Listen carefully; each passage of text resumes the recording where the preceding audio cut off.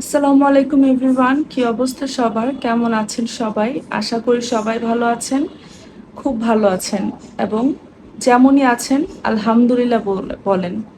আমিও আল্লাহর রহমতে অনেক অনেক ভালো আছি। আসলে আমরা যেমনই থাকি না কেন, সবসময় আল্লাহর কাছে হাজার হাজার শুকরিয়া করতে হবে, কারণ এই পৃথিবীতে বেঁচে থাকাটাই আমার কাছে এখন সবচেয়ে বড় সুখ মনে হয়। এই এই রিয়েলাইজেশনটা যদি আমার অনেক আগে আসতো তাহলে আমার এখন জীবনটা আরো অনেক বেশি সুন্দর হতো। এখনো অনেক সুন্দর, কিন্তু আমি আরো সুন্দর করতে পারতাম, কিন্তু এটা নিয়ে আমার কোনো আফসোস নেই।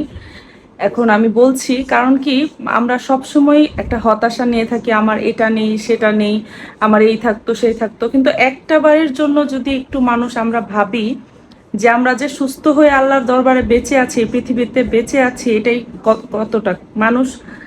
হাসপাতালে যেয়ে দেখেন, হাসপাতালে যদি একবার যান, আপনার সব যত দুঃখ কষ্ট, যত মানে ডিপ্রেশন আছে সব চলে যাবে। একবার হাসপাতালে, সরকারি হাসপাতালের বারান্দায় যেয়ে যদি আপনারা দেখেন, তাহলে আপনাদের যত দুঃখ কষ্ট আছে এক নিমিষে, এক সেকেন্ডের জন্য হলো আপনাদের থাকবে না। কিন্তু এই রিয়েলাইজেশনটা আমরা মানে বেশিক্ষণ রাখতে পারি না। আমার এখন যেই রিয়েলাইজেশনটা এসেছে, এটা যদি আমার আগে আসতো, তাহলে আমি এখন মানে কারো আগে আসে, কারো হয়তো বা একটু পরে আসে, কিন্তু আমি যার জন্য মানে অনেক একটা সময় গেছে যে আমি অনেক কিছুই বুঝতাম না, অনেক মানে মানুষের সাথে রাগ করে বা নিজের কাছের মানুষের সাথে রাগ করে সারা রাত সজাগ থাকতাম, না খেয়ে থাকতাম। মানে এতে তো কারো কিছু যায় আসেনি। আমার কথাটা হচ্ছে, এতে কি আমি যার জন্য রাগ করে না খেয়ে সারা রাত শুয়েছিলাম, সারা রাত না ঘুমিয়েছিলাম, এতে কি কারো কি কোনো কিছু একটু 19-20 হয়েছে লাইফে? হ্যাঁ, 19-20 যদি হয়ে থাকে, সেটা একজনই হয়েছে, সেটা হচ্ছে আমার ক্ষতি আমি নিজে করেছি। আমার ক্ষতি আমি নিজে করেছি। তাই আমি একটা সবাইকে বলবা, ছোট্ট করে আমি হঠাৎ করে আমার মাথায় আসলো যে আল্লাহ তাআলা আমাদের যে এখন সুস্থ রেখেছে এই পৃথিবীতে, এই আমাদের বিশেষ করে আমাদের বাংলাদেশে, মানে 5 মিনিট পরে কি হবে, বাসার থেকে বের হব বা বাসায় আছি 5 মিনিটের মধ্যে যে আমি মরবো না, এটার কোনো গ্যারান্টি আছে? আচ্ছা, যদি পৃথিবীতে থেকে আমরা মরেই যাই, মরতে তো হবে 2 দিন আগে পরে, ঠিক আছে? মরার পরে তো আরেকটা জীবন। মানুষের জীবনটা তো একটাই, তাই না? তো মরে গেলে তো শেষই দুনিয়াতে। মরে গেলে তো আপনার ডিপ্রেশন থাকবে না, আপনার হতাশা থাকবে না, আপনার দুঃখ কষ্ট থাকবে না, আপনার চিন্তা থাকবে না, তাই না? তো যে মরে গেলে তো শেষ, কিছুই থাকবে না। তো বেঁচে আছি, এটাই তো সবচেয়ে বড় কথা। মরা মানুষ বেঁচে থাকার মানে বেঁচে থাকতে এই দুঃখ কষ্টগুলো রেখে মানুষ সুস্থভাবে কিভাবে বেঁচে থাকা যায়, সেটাই একমাত্র আমাদের এখন উদ্দেশ্য থাকা। কিভাবে আমরা সুস্থভাবে বাঁচবো, সেটাই হচ্ছে একমাত্র সবার উদ্দেশ্য। কারণ এই কথাগুলো আমি হঠাৎ করে কেন বলতেছি, আপনারা হয়তো বুঝতে পারছেন। আমাদের জনপ্রিয় কন্টেন্ট ক্রিয়েটর কারিনা কায়সার, মাত্র 31 বছর বয়স। মানে উনি কি নিজেই ভাবতে পেরেছে, বা আমরা কখনো ভাবতে পারছি যে সে গতকাল মারা যাবে?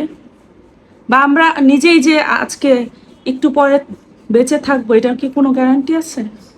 না, আমরা এই জিনিসগুলো আসলে ভুলে যাই, আমরা কখনো এগুলো মনে রাখি না।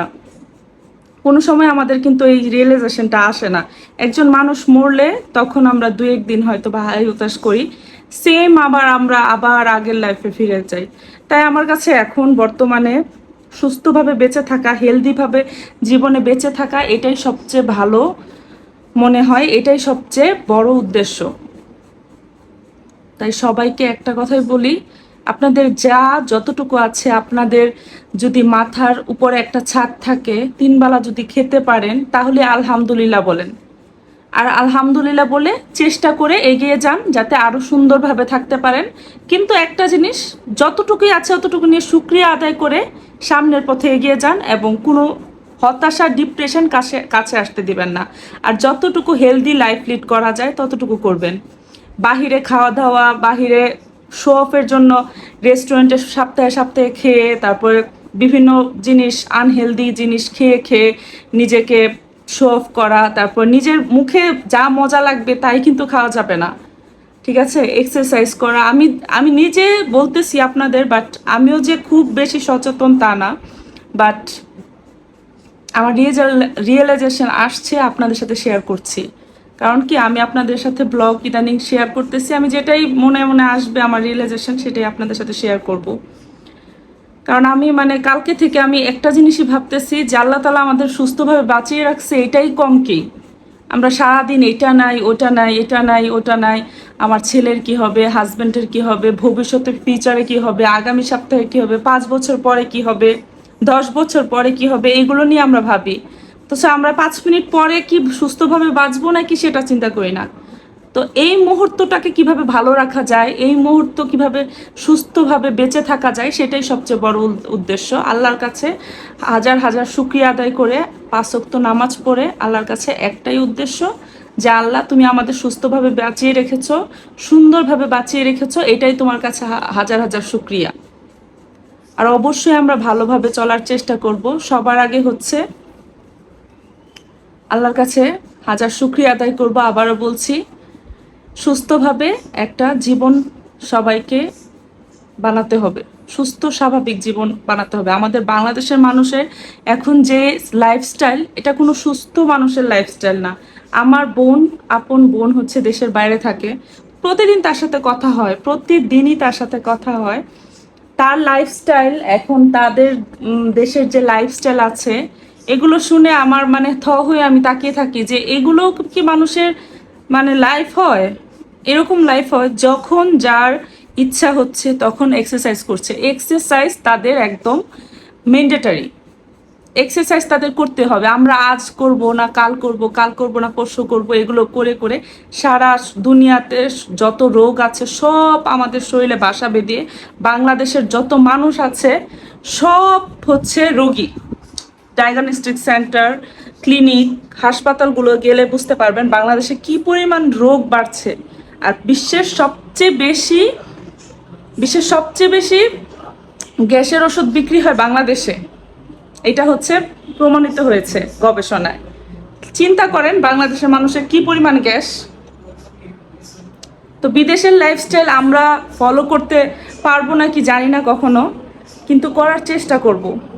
বিদেশের লাইফস্টাইল, তারা কি 8টার ভিতরে ঘুমিয়ে পড়ে, সকাল 6টায় ওঠে, আমরা উঠি 10টা 11টা, ঘুমাই হচ্ছে 3টা 4টা। যারা জব করে, আমি জব করি না, যারা জব করে, যারা বিজনেস করে, তাদের লাইফস্টাইল এখন এই অবস্থা। সকালে উঠতে হবে বাট ঘুমায় 3টায়, এটা কোনো লাইফ?